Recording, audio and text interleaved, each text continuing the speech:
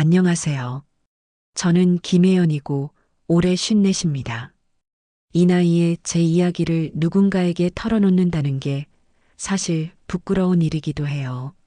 하지만 이제는 좀 말하고 싶어졌어요. 말해야만 할 것 같았고요. 저처럼 살아가는 누군가에게 이 이야기가 위로가 될 수도 있을 것 같아서요. 딱 10년 전이에요. 남편이 다른 여자를 만나고 있다는 걸 알게 된 건 그날이 아직도 생생해요. 이상하게 늦던 남편 습관처럼 찍어둔 위치 추적 앱에서 그 사람의 이름이 떠 있었죠. 그 이름을 보는 순간 제 심장이 순간 퍽 하고 멈춘 것 같았어요. 믿고 싶지 않았지만 이미 저도 눈치채고 있었던 거예요. 남편의 눈빛이 식었고 대화가 줄었고 말끝마다 짜증이 묻어나던 그 시간이 결국은 이런 결말로 향하고 있었던 거죠. 딸아이는 그때 대학 1학년이었어요. 그 아이가 공부를 포기하지 않도록 최대한 평온한 척 하려고 애썼지만 밤마다 화장실에 들어가 울곤 했어요. 수건으로 입을 틀어막고 그 누구도 들으면 안 될 제 분노와 슬픔, 억울함이 거기서 터져 나왔거든요. 이혼을 결심한 것도 그 사람 때문이 아니라 저 때문이었어요. 저 자신이 너무 초라해졌다는 생각이 들더라고요. 어쩌다 이런 여자가 됐을까? 한 남자만 믿고 살다가 모든 걸 다 놓아버린 인생. 그 사람이 준 상처보다도 제가 저를 더 미워했던 것 같아요. 위자료요? 없었어요. 그 사람은 억울하다는 말만 반복했고 결국 변호사까지 붙여서 끝까지 싸우자고 했죠. 저는 그냥 놓았어요. 지긋지긋했거든요. 그 사람이랑 더 얽히는 것조차 너무 지쳐버렸거든요. 집도 통장도 이름 앞에 붙던 사모님이란 말도 다 놓고 나왔어요. 그리고 혼자가 됐죠. 그때 처음으로 이제부터 어떻게 살아야 하지라는 질문을 마주했어요. 그게 참 숨이 막히더라고요. 누군가는 홀가분하겠다며 부러워했어요. 하지만 제가 선택한 자유는 참 외롭고 차가운 자유였어요. 딸은 기숙사로 들어갔고 저는 반지하 월세방으로 이사했어요. 처음에는 뭐라도 해야겠다 싶어서 백화점에서 일도 해보고 마트 계산원도 해봤는데 손에 익은 게 없으니 오래 버티질 못하겠더라고요. 그때 어떤 아주머니가 말했어요. 가사도우미라도 해보시지 그래요? 요새 혼자 사는 노인들도 많고 일은 힘들지만 오래 하긴 좋아. 그 말이 제 인생을 바꿔놓았어요. 처음엔 자존심이 허락을 안 했죠. 남의 집에 들어가 청소하고 밥하고 빨래하는 게 쉽지 않았어요. 마치 제가 제 존재를 지우는 것 같았거든요. 하지만 월세는 매달 돌아왔고 냉장고는 텅 비어 있었어요. 딸아이한테 손 벌릴 수는 없었어요. 그래서 시작했죠. 그게 벌써 9년 전이에요. 낯선 집, 낯선 사람들. 그들의 생활에 내가 필요한 사람이라는 건 알겠는데 그 이상은 절대 되지 않는다는 걸 느꼈어요. 그냥 일하는 사람, 하루 품삯을 받는 사람.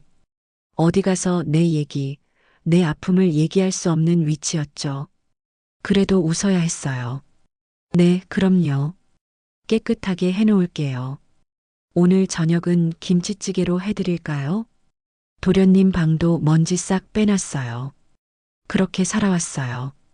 남 일도 내 자존심도 내려놓고 사는 게 뭐 대단하겠어요. 그냥 매일매일 버티는 거죠. 햇빛 들어오는 날엔 그나마 낫고 비 오는 날엔 마음까지 적고요. 어느 순간부턴 거울 보는 게 싫어졌어요. 내 얼굴이 점점 사라지는 느낌. 김혜연이라는 사람도 어쩌면 다 잊혀졌는지도 모르죠. 근데요. 그래도 내 안에 꺼지지 않는 게 하나 있더라고요. 나도 누군가에게 소중한 사람이 되고 싶다. 그 마음이었어요. 가사도우미로 살면서도 저는 매번 정성을 다했어요. 그 집 아이들이 좋아하는 반찬을 기억해뒀다가 또 해주고 어르신이 무릎 아프다고 하면 무릎 보호대도 사다 드렸어요. 돈 받고 하는 일이었지만 저는 마음을 담았어요. 그게 저를 사람답게 만드는 유일한 방법이었거든요. 그렇게 살아왔고, 그러다 어느 날, 그 제안이 들어왔어요. 김혜연 씨, 이번에 좀 특별한 자리인데 괜찮으시겠어요? 그 말이 제 인생의 다음 장을 열게 될 줄은 그땐 몰랐어요. 그저 평소처럼 또 하루 벌어야지 그런 생각뿐이었는데 그 집, 그 회장님, 그리고 그 충격적인 제안.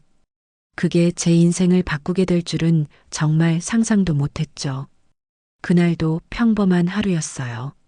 새벽같이 일어나 도시락을 싸고 지하철 2번을 갈아타고 새집 청소를 돌았죠. 집에 돌아와 겨우 발을 뻗었을 무렵 오래 알고 지내던 중개 아주머니에게서 전화가 왔어요. 혜연 씨, 괜찮은 자리 하나 들어왔는데 입주형이야. 괜찮겠어? 입주형. 그 말에 한참을 망설였어요. 딸은 독립했고 지금 사는 반지하도 정들 만큼 들긴 했지만 늘 눅눅하고 좁았죠.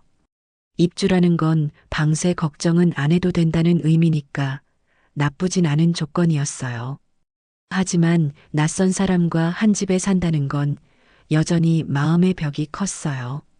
그래도 아주머니 말처럼 괜찮은 자리라면 해볼만 하겠다는 생각이 들더라고요. 한번 만나만 봐요. 혼자 사는 노인네인데 까다롭진 않아. 그렇게 소개를 받아가게 된 집은 솔직히 제 눈을 의심할 정도였어요. 서울 시내에서도 손꼽히는 고급 주택가, 돌담 너머 커다란 정원이 보였고 2층짜리 집 외벽은 세월이 묻었지만 단정했고 주차장엔 외제차가 2대나 있었어요. 초인종을 누르는 내 손끝이 괜히 떨렸죠. 김혜연 씨, 오셨습니까?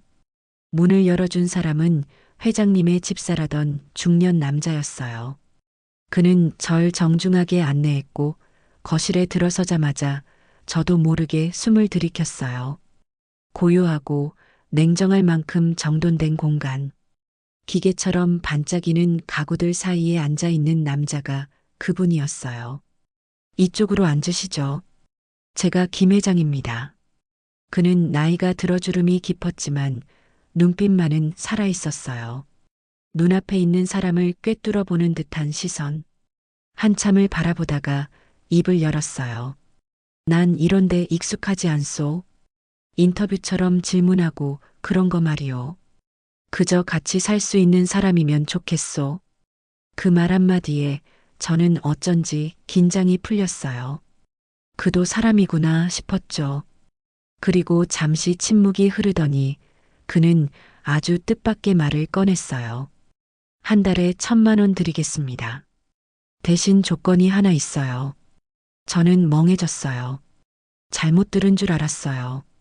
1,000만 원이라는 말은 지금껏 제 인생에서 들어본 적도 생각해 본 적도 없는 액수였거든요.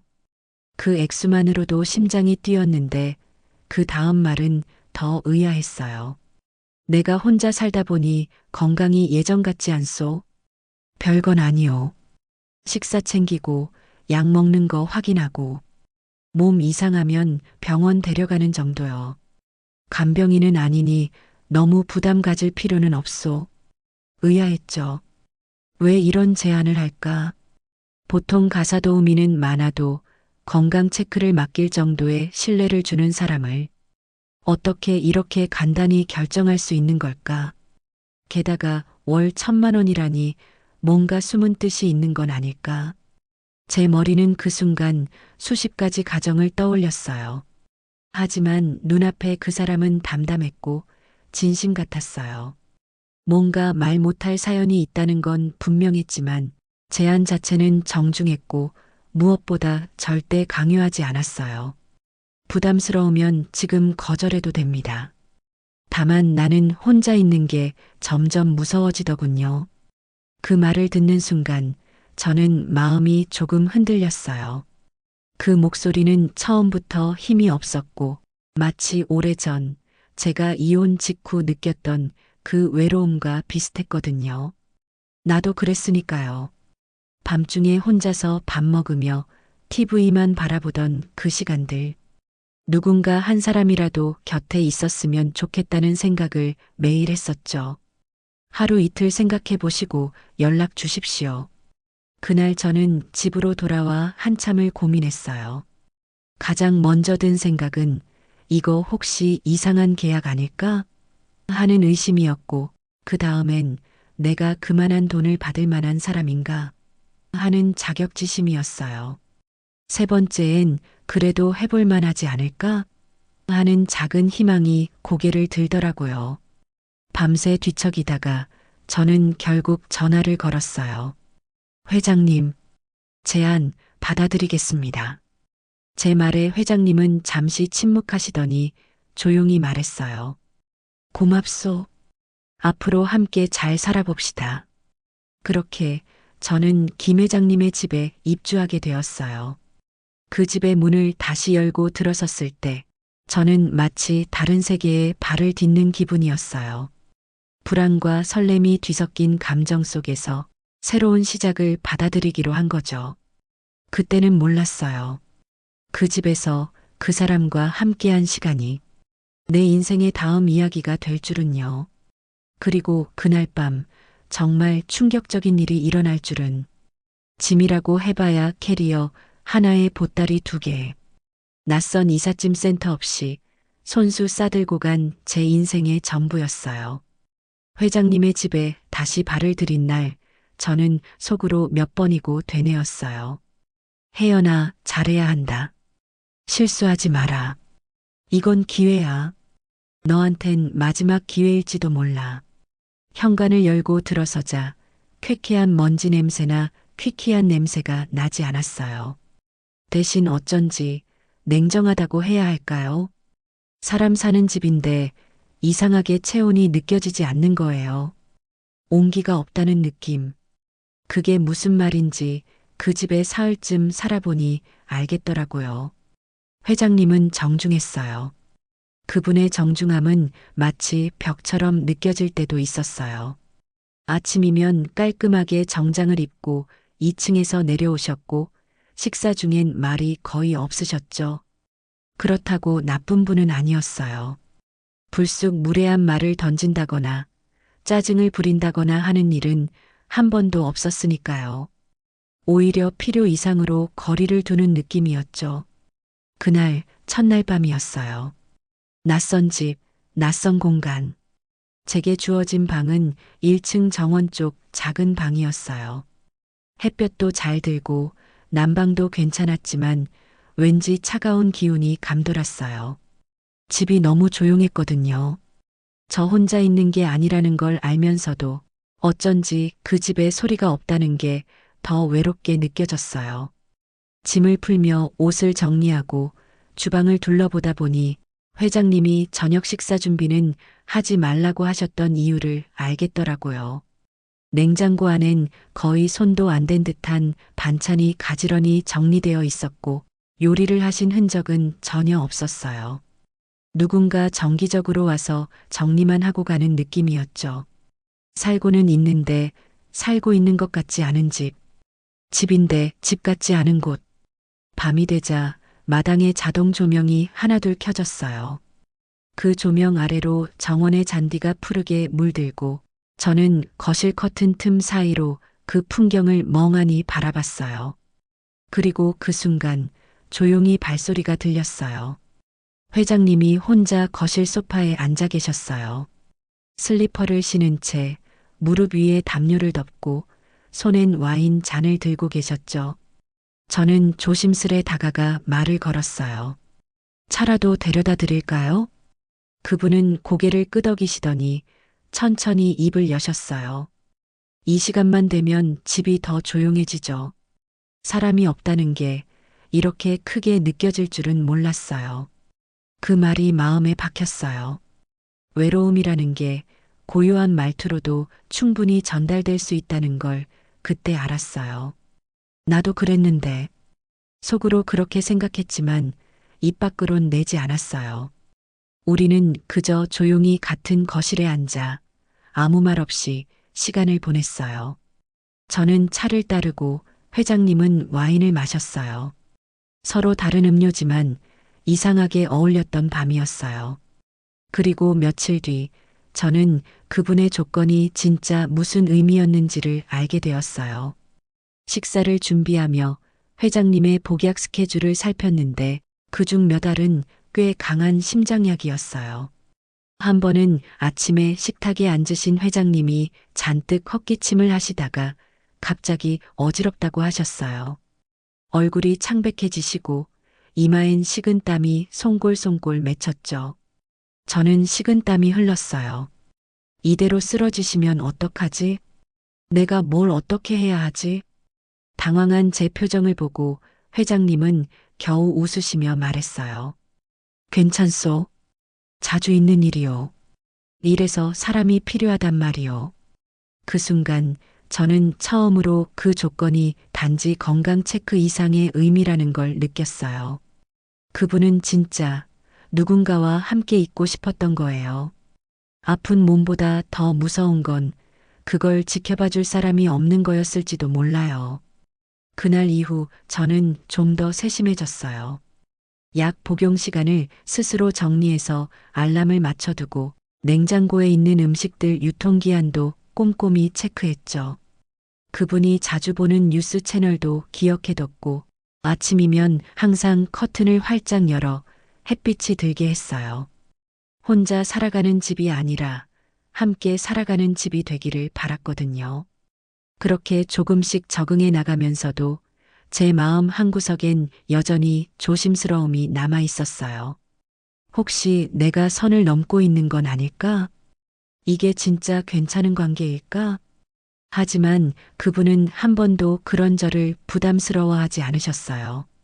오히려 식사 중에 먼저 이런 말을 하셨어요. 혜연 씨는 묘하게 마음이 편안해지게 하오.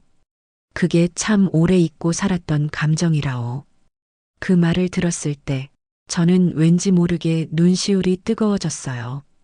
내가 지금까지 해온 노력들이 그저 밥하고 청소하는 기술이 아니라 마음이라는 걸 알아봐 준 기분이었거든요. 낯선 집, 낯선 사람. 처음엔 그저 돈 때문이었죠. 하지만 어느새 저는 그분의 얼굴빛을 살피고 조용히 숨소리를 듣고 조금이라도 불편해 보이면 먼저 물어보게 되었어요. 그게 직업 정신이었는지 아니면 그냥 사람으로서의 마음이었는지는 저도 정확히는 모르겠어요. 하지만 분명한 건 그 집에서 처음 맞이한 그 밤 이후로 저는 조금씩 어떤 마음으로 변해가고 있었어요. 그리고 그날 밤 제가 그 집에 들어온 지 일주일쯤 되었을 때였죠. 그분은 갑자기 저를 불러 세우더니 이렇게 말씀하셨어요. 혜연 씨, 혹시 이 집이 답답하진 않으시오? 혹시 이 집에 갇힌 느낌이 들진 않소? 그 질문에 저는 고개를 저었어요. 아니요. 전 오히려 편해요. 어딘가에 속해 있다는 느낌이 들어서요. 그 말에 회장님은 아무 말 없이 한참을 저를 바라보셨어요. 그리고 조용히 말씀하셨어요. 그렇다면 앞으로 함께 있어줘요. 그게 꼭 계약이 아니어도 괜찮다면 말이요. 그 말의 진심이 제 심장을 조용히 두드렸어요. 간병인은 아니니 너무 부담 갖지 말라던 회장님의 말. 처음엔 그 말 그대로 받아들였어요. 정해진 약 시간만 챙기고 식사 때 같이 앉아 밥을 먹고 혹시 모를 상황에 대비해 근처 병원 정보를 미리 파악해 두는 정도? 그 이상을 바라진 않겠지. 그렇게 생각했죠. 그런데 이상했어요. 하루 이틀 그 집에서 지내는 시간이 길어질수록 제 마음속 무언가가 조금씩 움직이기 시작했어요. 회장님은 변함없이 정중했어요. 하지만 그 정중함이 곧 외로움이라는 걸 알게 되기까진 오래 걸리지 않았어요. 식사 시간 가끔씩 멍하니 창밖을 바라보며 숟가락을 멈출 때, 다 드신 후에도 한참을 식탁에 앉아 조용히 계실 때, 저는 아무 말 없이 그 곁에 앉아 그 고요를 함께 했어요. 그 침묵조차 나누는 시간이라는 걸 어렴풋이 느낄 수 있었거든요. 하루는 아침 식사를 마치고 정원으로 나가자고 하셨어요. 정원은 참 잘 가꿔져 있었어요. 모종삽도 있고 작은 화단에 허브 종류도 꽤 심어져 있었죠. 예전엔 이걸 다 직접 했소. 손으로 흙을 만지면 마음이 조금은 편안해지거든.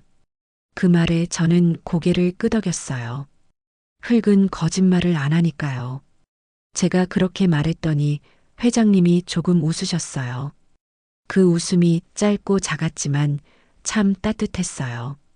아, 이분도 웃을 줄 아는 사람이구나. 그게 왜 그렇게 뭉클했는지 모르겠어요.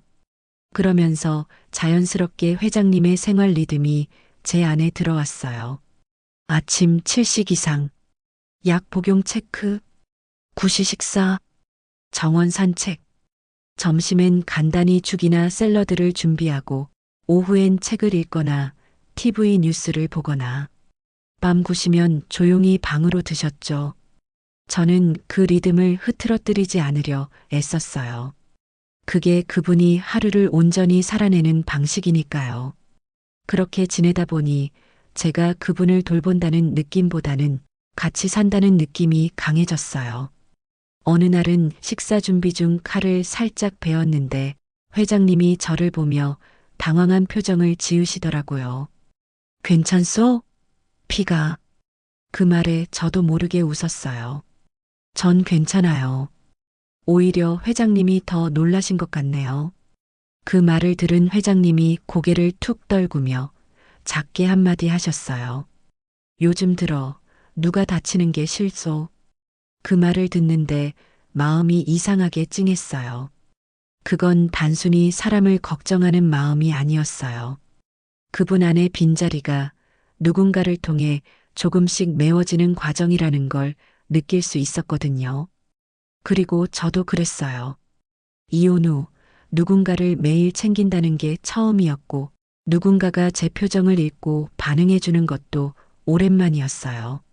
거울처럼 서로의 외로움을 비춰보는 사이 우리는 점점 익숙해졌고 자연스러워졌어요. 어느 날 저녁 저는 작은 쪽지를 하나 냉장고에 붙여두었어요. 회장님, 오늘 점심은 바지락 미역국이에요. 속 편하게 드시고 오후엔 햇볕 좀 쬐세요. 평소처럼 메모 하나 남긴 거였는데 그날 저녁 식사 자리에서 회장님이 말하셨어요. 그 메모 참 따뜻했소. 네. 누군가 날 위해 손글씨를 남긴 게 몇 년 만인지 몰라서 순간 목이 메었어요. 그래서 웃으며 얼버무렸죠. 이 집엔 포스트잇이 너무 많아서요. 써먹으려고요. 그런데 회장님이 조용히 말하셨어요. 혜연 씨가 여기 와서 집이 좀 살아난 느낌이요. 그 말에 저는 그날 밤 혼자 이불 속에서 울었어요. 이게 그렇게 대단한 말도 아닌데 왜 이렇게 눈물이 나는지. 누군가에게 온기가 되어준다는 게 이렇게 기쁘고 또 외로운 일이구나 처음 알았어요. 하루는 제가 조용히 물었어요. 회장님, 왜 저 같은 사람한테 이런 조건을 주셨어요? 솔직히 너무 과한 대우 아닌가요? 그분은 잠시 침묵하시더니 이렇게 말하셨어요. 사람 마음이란 게 돈으로는 안 사지는 거란 걸 잘 압니다.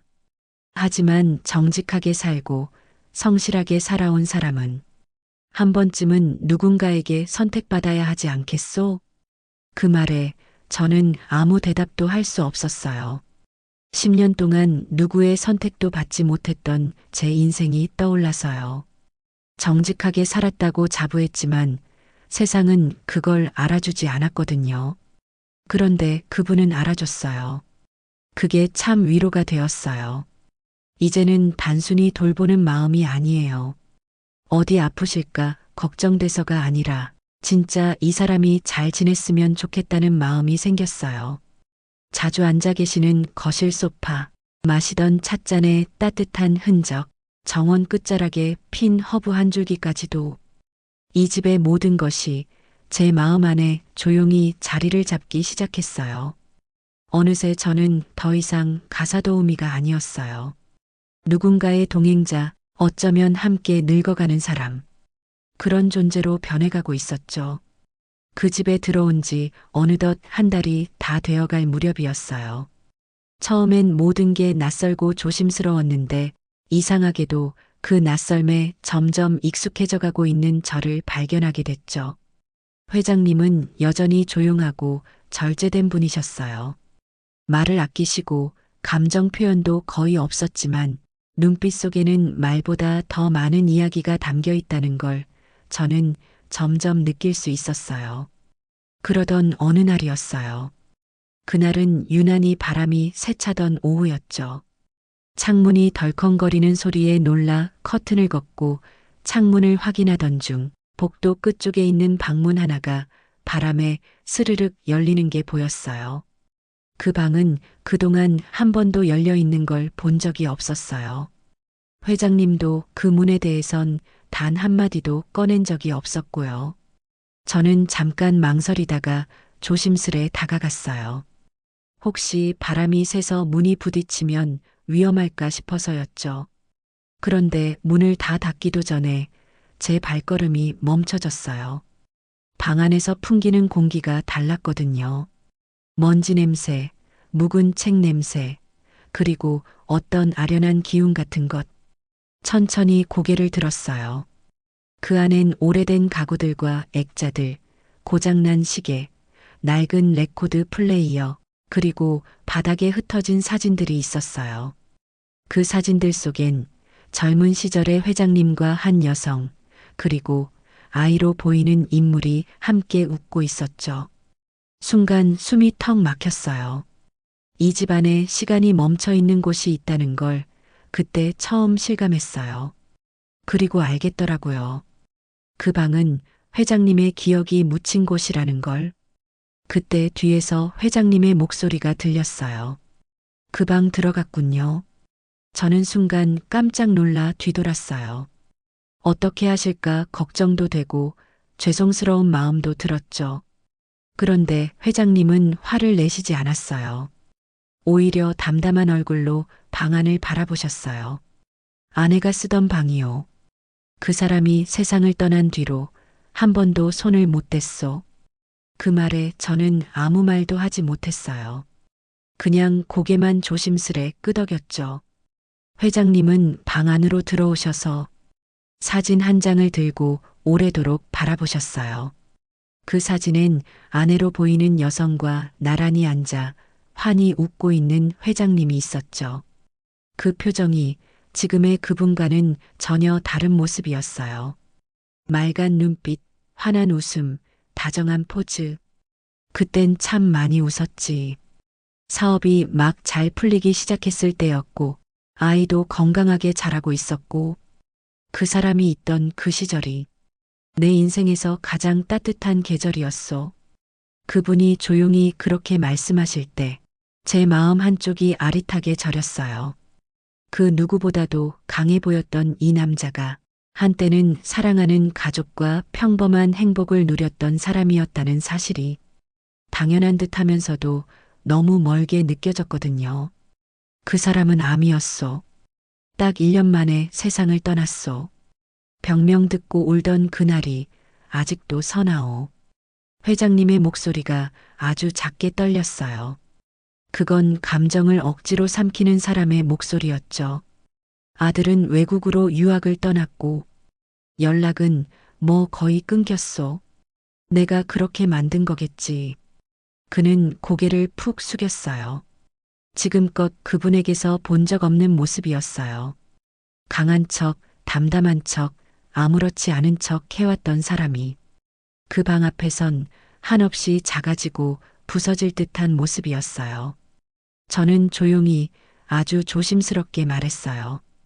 회장님 마음속에서 보내지 못한 사람은 언젠가 이렇게 다시 돌아오게 되어 있어요. 기억은 그렇게 쉬이 정리되지 않잖아요. 그분은 제 말을 한참 곱씹듯 듣더니 천천히 고개를 들며 제게 물었어요. 혜연 씨는 누굴 그렇게 떠나보낸 적 있소? 저는 잠시 침묵했어요. 그리고 나직이 대답했죠. 사랑해서 떠나보낸 건 아니지만, 그래도 제 인생에서 가장 큰 이별이었죠. 그때는 버려졌다는 생각이 들었는데, 지나고 보니 저도 그 사람을 마음에서 밀어낸 거더라고요. 회장님은 제 말을 듣고 아무 말 없이 창밖을 바라보셨어요. 그리고 아주 오랜 침묵 끝에 이렇게 말씀하셨어요. 내가 요즘 누군가랑 함께 웃는 연습을 하고 있어. 그 말에 저는 마음이 뜨거워졌어요. 말로 표현하지는 않았지만 그 말이 바로 저를 향한 것임을 느낄 수 있었거든요. 그리고 그 말 한마디에 저는 이 집에 온 이유를 비로소 온전히 받아들일 수 있었어요. 저는 단순히 누군가를 돌보러 온 사람이 아니었어요. 그분의 고요한 시간을 함께 채우고 멈춰버린 방 안의 시계를 조금씩 다시 돌리기 위한 존재였던 거예요.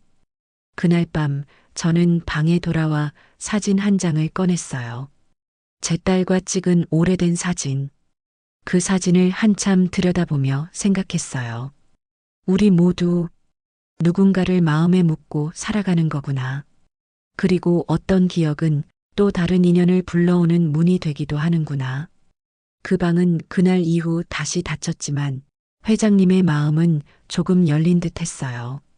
그 사람을 향한 슬픔도 이제는 누군가와 함께 나눌 수 있는 시간이 된 거니까요. 그리고 저 역시 그분의 과거를 알게 되면서 조금 더 깊이 그 사람을 이해하게 되었어요. 그리고 조심스레 마음 한구석이 따뜻해졌어요. 그 감정이 무엇인지 그때는 아직 몰랐지만요. 그날 밤 하필이면 유난히 조용했어요. 바람 한 점 없고 창문 너머로 달빛이 너무 선명해서 오히려 무서울 만큼 밝았던 밤. 회장님은 평소처럼 저녁 식사 후 따뜻한 차 한 잔만 마시고 일찍 방으로 들어가셨죠. 저도 조용히 부엌 정리를 마치고 거실 등을 끄고 방에 들어왔어요. 창문을 반쯤 열어둔 채 이불을 덮고 누워 있었는데 그때였어요. 쾅 하고 무언가가 부딪히는 소리가 들렸어요. 그리고 짧고 굵은 소리. 허. 심장이 덜컥 내려앉는 소리가 실제로 있다면 그 순간이었을 거예요. 본능적으로 몸이 반응했어요. 슬리퍼도 신지 않은 채 맨발로 뛰쳐나갔죠. 소리가 난 곳은 2층, 회장님의 방. 계단을 두어 칸씩 뛰어올라 방문을 밀었어요.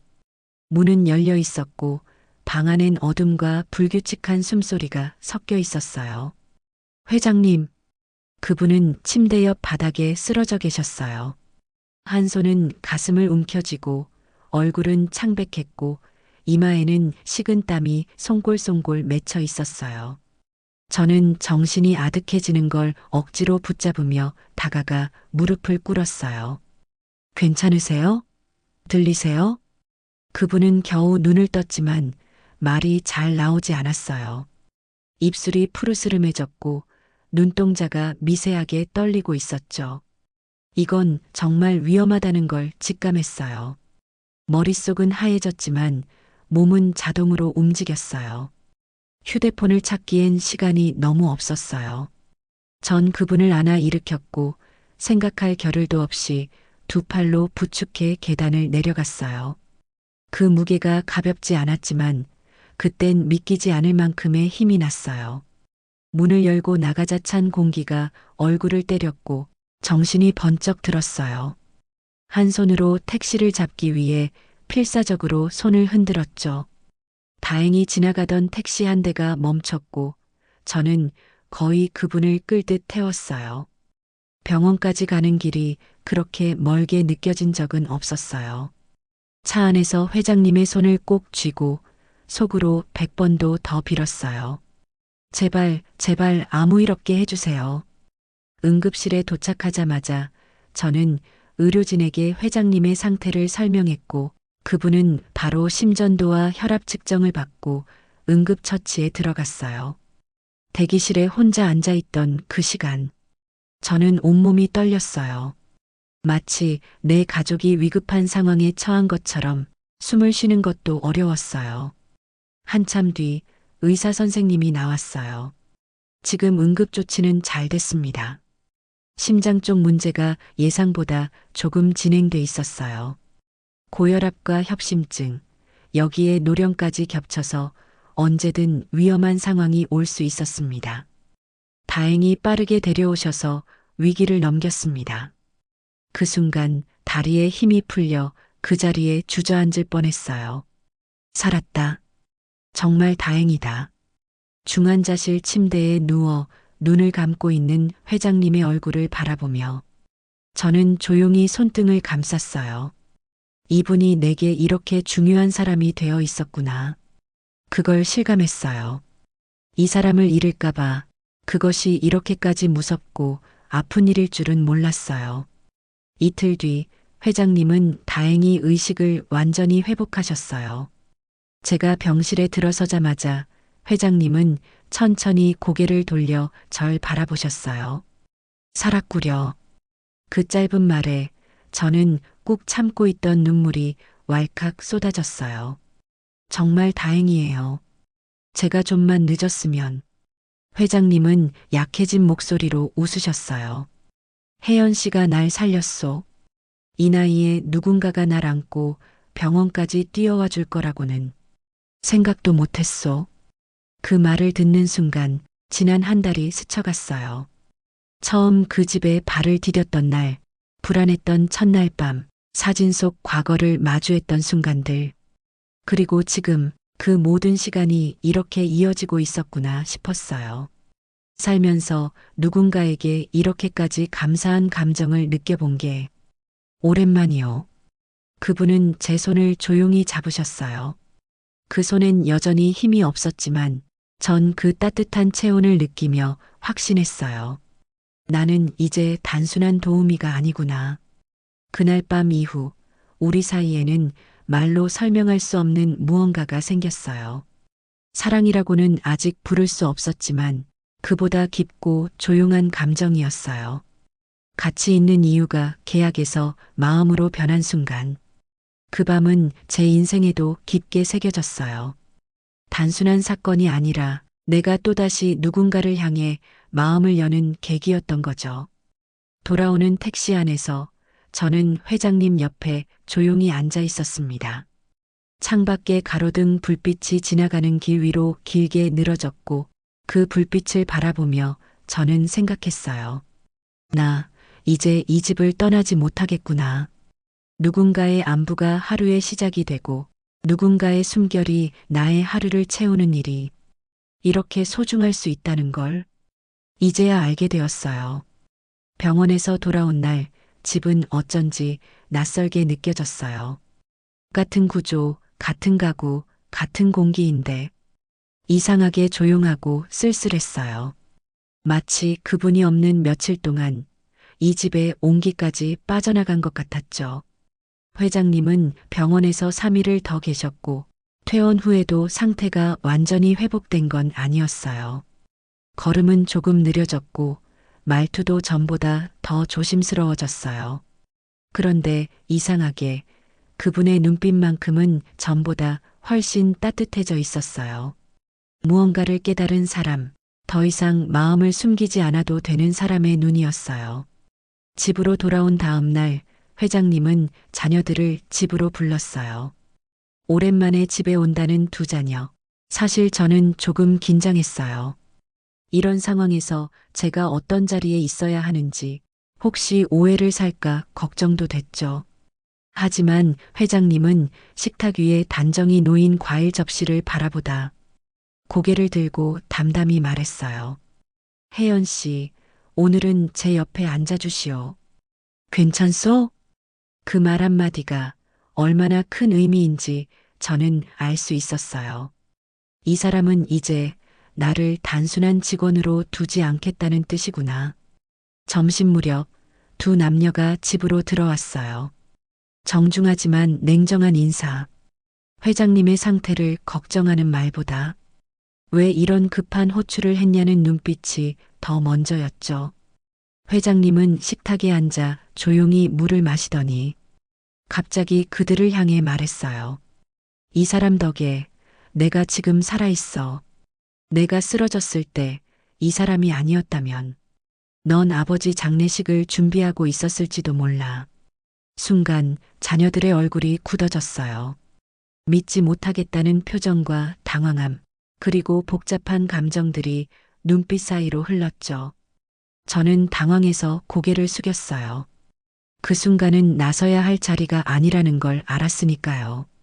그런데 회장님은 말을 이으셨어요.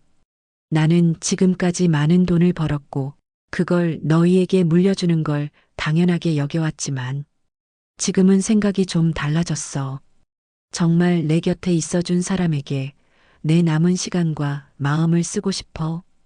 그 말에 분위기는 싸늘해졌어요. 자녀들은 아무 말 없이 서로를 바라봤고 잠시 침묵 끝에 딸이 말했죠. 그게 정말 아버지 뜻이세요? 회장님은 고개를 끄덕였고 그 순간 저는 너무 부담스러워 자리에서 일어나려 했어요. 하지만 회장님이 조용히 제 손을 잡으셨어요. 그 손에는 힘이 없었지만 그 마음은 단단했어요. 혜연 씨, 괜찮소? 앉아 있어요. 그날 오후 자녀들은 결국 말없이 돌아갔어요. 돌아가는 뒷모습은 상처와 혼란이 섞여 있었지만 회장님은 한숨을 쉬고 고개를 들어 저를 바라보셨어요. 이기적인 말일지 모르겠지만 나는 이제 내 인생을 진짜 마음이 가는 사람과 나누고 싶소.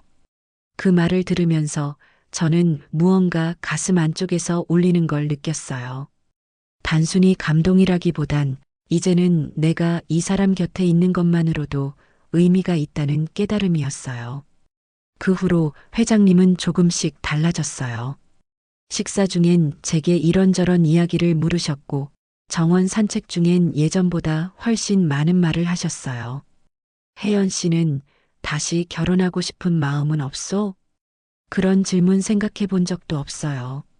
나는 가끔 그런 생각이 들어. 누군가랑 남은 계절을 함께 걸을 수 있다면 그것만으로도 인생은 덜 외로울 것 같다는 생각. 그 말을 듣고 저는 조용히 웃었어요. 그리고 조용히 말했죠. 저는 요즘이 좋아요. 계약이 아니라 마음으로 함께 사는 것 같아서. 회장님은 제 말을 듣고 고개를 끄덕이셨어요. 그리고 그날 밤 그분은 제게 처음으로 진심을 고백하셨어요. 혹시 정식 간병 계약이 아니라 친구로 인생 동반자로 내 곁에 있어주지 않겠소? 그 말에 저는 말문이 막혔어요. 설레거나 기쁜 것과는 조금 다른 감정이었어요.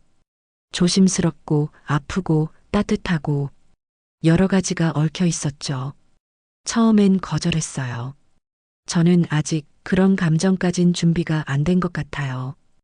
회장님은 고개를 끄덕이며 말했어요. 내 마음을 강요하려는 건 아니요. 다만 이제 혼자서 사는 게 더는 의미가 없다고 느껴서요. 그날 밤 저는 한참을 잠들지 못했어요. 천장을 바라보며 내내 생각했어요. 이 사람이 내 삶에 들어온 건 우연이었을까? 아니면 내가 선택한 또 다른 가족이었을까?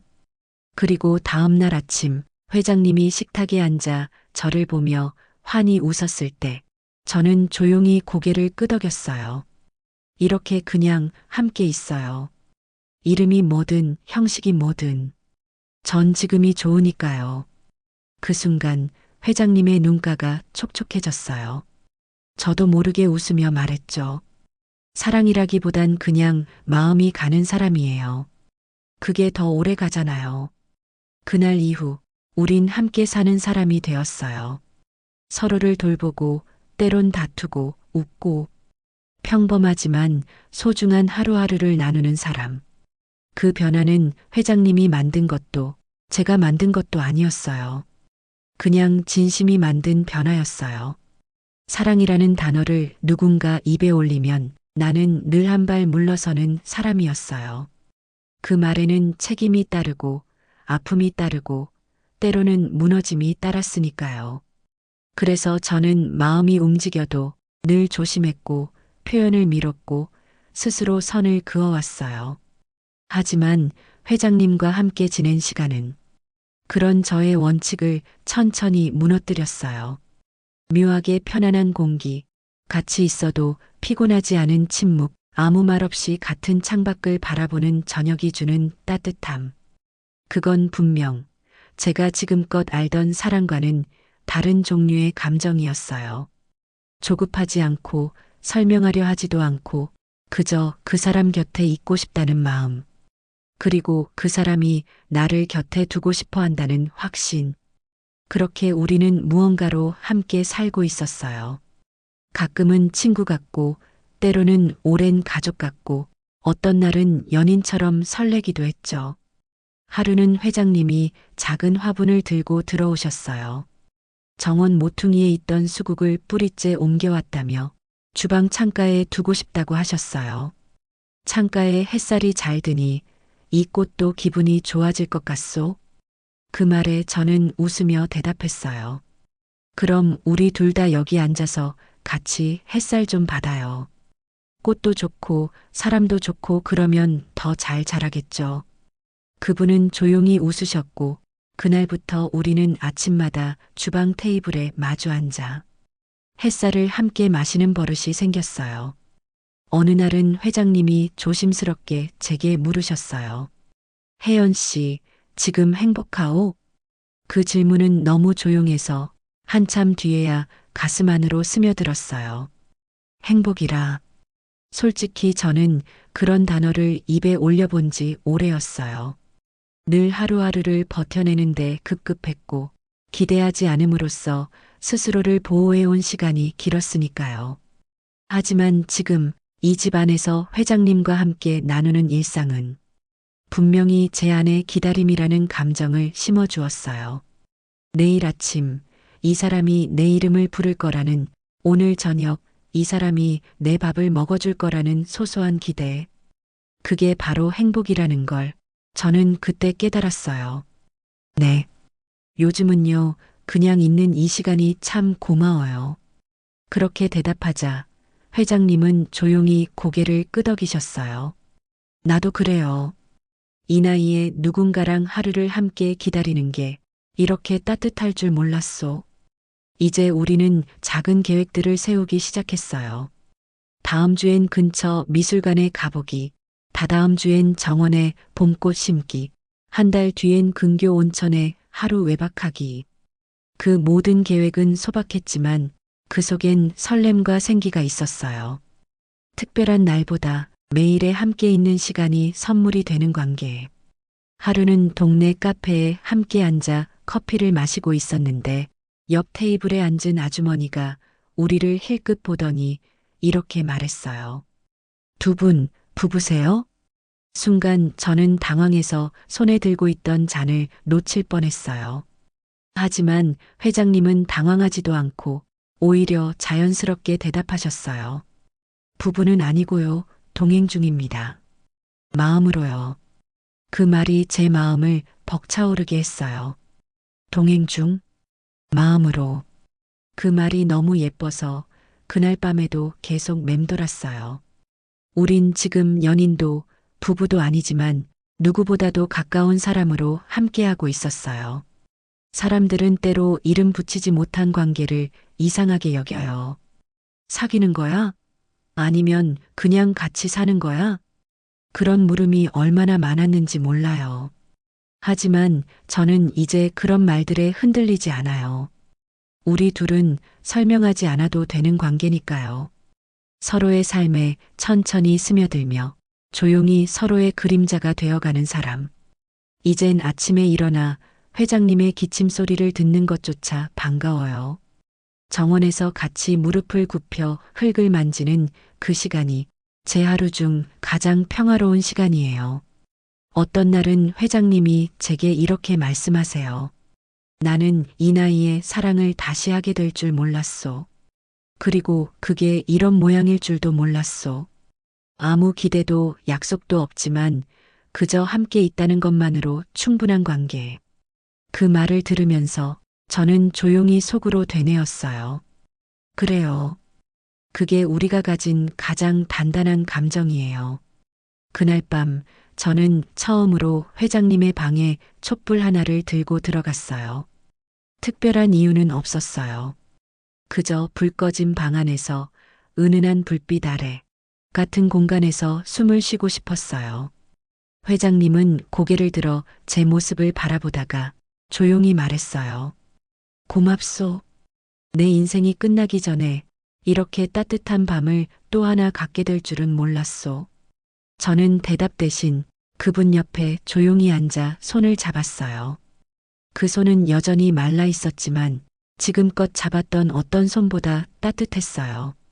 사람과 사람 사이에 오가는 말 중에 가장 어렵고 또 가장 용기 필요한 말은 사랑해가 아니라 고마워라는 걸 알게 됐어요. 그 말을 꺼내기까지 얼마나 많은 마음이 오갔는지, 그 마음이 어떤 무게를 견뎌야 하는지, 지금의 저는 조금 알 것 같아요. 어느 날이었어요. 햇살이 유난히 밝던 아침. 회장님은 거실에 놓인 오래된 피아노 의자에 앉아 책 한 권을 펼쳐 들고 계셨어요. 제가 평소처럼 차를 내오자 회장님은 책을 덮고 조용히 입을 열었어요. 혜연 씨는 이 시간이 언제까지 이어질 수 있을 거라 생각하오? 그 말에 저는 한참을 멍하니 서 있었어요. 그동안 한 번도 상상하지 않았던 질문. 언제까지라는 말은 이제서야 우리가 만들어 온 시간이 얼마나 소중한지를 반증하는 말이었어요. 잘 모르겠어요. 다만 지금 이 시간이 하루라도 길게 이어졌으면 좋겠다는 생각은 해요. 조용히 대답하자 회장님은 작게 웃으며 고개를 끄덕였어요. 나도 그래요. 가끔 생각해보. 이 사람이 없으면 나는 다시 어떻게 살아야 할까 그런 생각을. 그 말은 회장님다운 방식의 고백이었어요. 서툴고 담담하지만 그 안에 모든 감정이 담겨 있었어요. 그리고 저는 그 말이 마냥 기쁘지만은 않았어요. 그분이 저에게 기대고 있다는 그 사실이 따뜻하면서도 한편으론 조금씩 무거워지기 시작했거든요. 어느 순간부터 저는 그 사람의 내일을 걱정하기 시작했어요. 식사를 거르진 않을까, 밤새 통증으로 잠을 설치진 않을까, 혼자 있을 때 갑자기 쓰러지진 않을까. 처음엔 그 걱정이 일의 일부였어요. 그런데 지금은 아니에요. 그건 마음이었어요. 진심이었고 애정이었고 이 사람을 잃고 싶지 않다는 감정이었어요. 어느 날 저녁 회장님은 저를 마주보며 이런 말을 했어요. 혜연 씨, 사람이 누군가를 걱정하게 되는 건 그 사람을 마음에 들인 거라 하더군요. 나는 요즘 자꾸 당신이 안 보이면 불안하오. 그게 참 오래 잊고 살았던 감정인데 말이오. 저는 눈물이 핑 돌았어요. 그 말은 마치 제 속마음을 그대로 들여다본 것 같았거든요. 정확히 그런 감정이었어요. 어디 아픈 데는 없는지, 오늘은 잘 쉬셨는지, 무리하신 건 아닌지. 돌봄이라는 단어는 누군가에게는 직업이지만 누군가에게는 감정이고 또 누군가에게는 인연이 되기도 해요. 저는 회장님을 돌보며 저 자신도 함께 돌보고 있었어요. 예전의 상처, 이혼의 고통, 외로움과 자책, 그 모든 것들이 이 사람을 만나며 조금씩 덜어졌어요. 그 사람의 삶에 내가 필요하다는 사실만으로 내 존재도 덜 외롭다는 걸 알게 됐어요. 그러던 중 회장님이 몸이 안 좋다는 이유로 몇 차례 병원을 다녀왔어요. 정밀 검사 결과 큰 이상은 없었지만 그날 밤 회장님은 말없이 제 손을 잡으셨어요. 나는 이제 겁이 납니다. 내일이 오는 게 조금 무서워졌소. 이제는 누군가를 남겨두고 떠나는 상상까지 하게 됐소. 저는 그 말을 듣고 처음으로 회장님 앞에서 울었어요. 그 전까지는 늘 조심스러웠고 어느 정도 거리를 두려 애썼지만 그날은 그럴 수 없었어요. 회장님, 제가 여기 있잖아요. 내일이 무섭더라도 오늘 같이 있으면 되잖아요. 그날 이후 우리는 서로에게 더 솔직해졌어요. 일상 대화 사이사이에도 마음이 묻어났고 조금의 불편함이나 걱정도 서로 숨기지 않게 되었어요.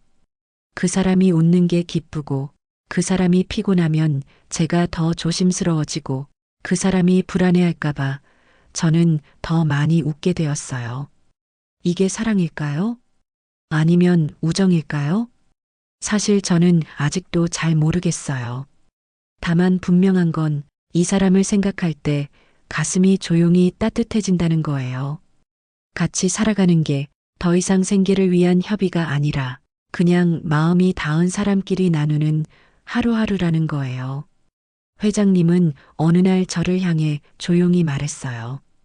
혜연 씨, 우린 결국 사랑이 아닌 진심으로 만난 사람들 아닐까요? 사랑은 너무 큰 말이고 우정은 너무 가벼운 말이니 그 사이 어딘가에서 우린 지금 함께 있는 거죠. 그 말을 듣고 저는 처음으로 회장님의 손을 두 손으로 감싸쥐었어요. 그리고 조용히 말했어요. 사람 사이에 딱 맞는 단어가 없는 게 어쩌면 다행일지도 몰라요. 그저 마음이 닿으면 그걸로 충분한 거니까요. 그날 이후 저는 이제 매일 아침 일어나 이 사람과 같은 공간에 있다는 것이 얼마나 큰 축복인지 느끼며 하루를 시작해요. 무엇을 하든 어디에 있든 누군가와 마음을 나누며 살아간다는 것. 그게 바로 제가 회장님에게 그리고 이 집에서 배운 가장 큰 선물이에요. 처음엔 돈이었죠. 그게 제 솔직한 마음이에요. 월 1,000만 원. 그 말이 아니었다면 나는 아마 이 집의 문턱도 넘지 않았을 거예요. 가사도우미라는 이름, 입주라는 조건, 그리고 이름조차 처음 듣는 낯선 회장님의 제안. 모든 게 조심스럽고 두려웠고 경계심이 앞섰지만 그보다 더 간절했던 건 살아야겠다는 마음이었어요. 누구의 아내도 누구의 엄마도 아닌 그냥 김혜연이라는 사람으로서 내가 나를 지켜야 하는 순간이었으니까요. 그런데요. 그렇게 시작된 관계가 이렇게까지 제 마음을 바꿔놓을 줄은 정말 몰랐어요. 그 집에서 처음 맞이한 겨울 아침, 서늘한 거실 바닥을 맨발로 걸으며 문득 생각했어요. 나는 이 집에 속해 있는 걸까? 그때는 잘 모르겠더라고요. 그저 매일의 일을 해내는 데 집중했고 그분이 말하지 않는 마음을 조심스럽게 읽으려 애썼어요. 하지만 시간이 흐르고 같이 밥을 먹고 커튼을 걷고 정원을 걸으며 나는 조금씩 확신하게 되었어요. 이 사람이 내 하루에 스며들고 있다. 그리고 나 역시 이 사람의 하루 속에 조금씩 자리를 잡고 있구나. 사람 마음이라는 게 참 신기해요. 처음엔 조건으로 시작된 관계도 진심을 담으면 결국 서로를 감싸는 울타리가 되어주니까요. 회장님은 여전히 큰 감정 표현을 하지 않으세요. 그런데도 그분이 제게 건네는 눈빛, 말투, 작은 행동들 속엔 당신이 있어서 나는 덜 외롭다는 마음이 늘 담겨 있어요. 어느 날 함께 마당을 정리하다가 마른 낙엽을 손으로 모으던 회장님이 조용히 말씀하셨어요. 사람도 가끔 이렇게 마른 나뭇잎 같소? 볼품없고 바스락거리지만 그래도 누군가가 손으로 모아 안아주면 그 존재에 의미가 생기는 거요. 그 말을 듣고 저는 속으로 대답했어요. 회장님, 저도 그래요. 누군가의 손길 하나에 의미를 되찾았어요. 이름 없이 사라질 뻔했던 나의 하루들이 이제는 다시 소중해졌어요. 그분의 병원 퇴원 이후 우리는 더 자주 웃었고 더 자주 서로의 건강을 챙겼고 무언의 다정함이 익숙한 하루가 되었어요. 이젠 누가 우리를 보고 부부냐고 물으면 저는 대답하지 않아요. 굳이 설명하지 않아도 되니까요. 우린 그냥 함께 있는 사람, 마음이 닿는 사람, 서로의 하루를 나누는 사람. 그게 노후라는 시간 안에서 얼마나 큰 의미인지 저는 알게 되었어요. 가끔 혼잣말을 해요. 내가 지금 웃고 있다는 게 참 신기하네. 예전엔 울지 않기 위해 애썼던 시간이 전부였는데, 이젠 그냥 아무 이유 없이 웃을 수 있어요. 아침 햇살만으로도, 따뜻한 국 한 그릇만으로도. 누가 그러더군요. 노후는 돈보다 관계다. 맞는 말이에요. 돈도 물론 필요하죠. 하지만 그보다 더 절실한 건 내 이야기를 들어줄 사람, 오늘 하루 어땠는지 물어줄 사람, 그냥 곁에 있는 것만으로 안심이 되는 사람. 그게 곧 마음이고 그 마음이 모여 삶이 되는 거예요. 이제 저는 누가 물어도 자신 있게 말할 수 있어요. 지금이 제일 사람다운 시간이라고. 이 사람과 보내는 하루하루가 내가 살아있다는 증거라고요. 그리고 문득 그런 생각도 해요. 만약 다시 처음으로 돌아간다면 그때도 저는 그 제안을 받아들였을까? 아마 그땐 여전히 돈 때문에 시작했겠죠. 하지만 지금의 저는 말할 수 있어요. 그 돈보다 더 큰 걸 얻었습니다. 그건 다름 아닌 누군가의 마음과 그리고 제 마음이에요. 누군가의 안부가 궁금해지고 그 사람의 웃음이 나에게 기쁨이 되고 작은 고마움에 눈시울이 붉어지고 그 사람의 아픔에 내가 잠을 설칠 만큼 마음이 움직일 수 있다는 것. 그게 바로 사람으로 살아가는 이유 아닐까요? 이제 저는 거울 앞에 선 제 얼굴이 예전보다 좋아 보여요. 주름도 늘고 흰머리도 많아졌지만 표정은 분명 더 부드러워졌거든요. 마지막으로 이 이야기를 들으시는 분들께 제가 드리고 싶은 말이 있어요. 노후는요, 고립되는 시간이 아니에요. 오히려 마음을 나누기에 가장 솔직해지는 시간이에요. 체면도 자존심도 내려놓고 그저 사람 대 사람으로 만날 수 있는 시간. 그리고 그 시간 속에서 당신이 누군가에게 작은 따뜻함이 되어줄 수 있다면 그것만으로도 인생은 충분히 아름다워질 수 있어요. 저는 지금 그런 하루를 살고 있어요. 누군가의 곁에 있는 삶, 그리고 그 마음을 나누는 삶. 그게 제가 말하고 싶은 진짜 노후의 의미입니다.